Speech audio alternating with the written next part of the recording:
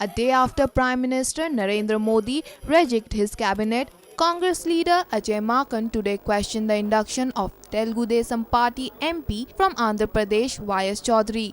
YS Chaudhary has over 300 crores of non-performing assets in a public bank, yet made a minister. Modi ji से ये पूछना चाहती है कि मोदी साहब आपकी कथनी और करनी में ये फर्क क्यों है?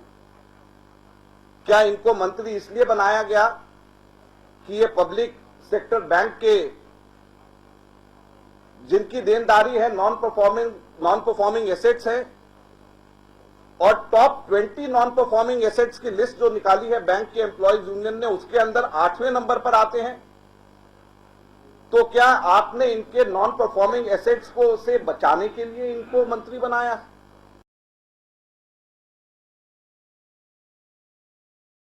तो जो प्रधानमंत्री पूरे पार्लियामेंट को क्रिमिनल से सफाया करने की बात चुनाव से पहले करते थे, अब उन प्रधानमंत्री जी से कांग्रेस पार्टी पूछना चाहती है कि पार्लियामेंट के अंदर तो आप सफाया बाद में करेंगे या नहीं करेंगे, क्या कर पाएंगे? अपने मंत्रिमंडल के अंदर सफाया करने की बात तो दूर रही, आप इंडक्ट करे जा रहे हैं।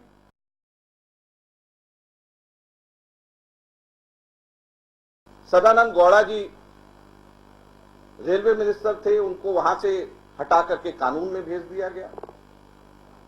तो आज हम आपसे मोदी जी ये पूछना चाहते हैं कि सदानंद गौड़ा जी को रेलवे से हटा करके कानून में आपने केवल इसलिए भेज दिया कि उनके एसेट्स 9 करोड़ 88 लाख से बढ़कर के 20 करोड़ 35 लाख रुपए केवल 3 महीने के अंदर ही मंत्री बनते ही हो गए। जब आप ये कहते हैं कि मंत्रालय अलग अलग जिनके एक दूसरे से सिनर्जी होना चाहिए वो इकट्ठा हो जाना चाहिए, तो मैं आज आपसे पूछना चाहता हूं कि मोदी जी, फाइनेंस मिनिस्ट्री और इंफॉर्मेशन ब्रॉडकास्टिंग मिनिस्ट्री में क्या कॉम्बिनेशन है? फाइनेंस और इंफॉर्मेशन ब्रॉडकास्टिंग मिनिस्ट्री की क्या सिनर्जी है?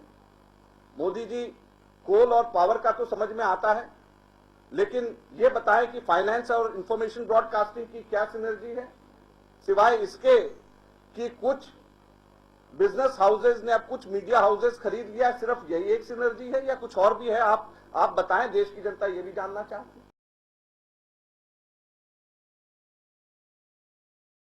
So all these ministries which have been given to different members of parliament, there doesn't seem to be any rational justification behind these appointments. Powered by NNIS.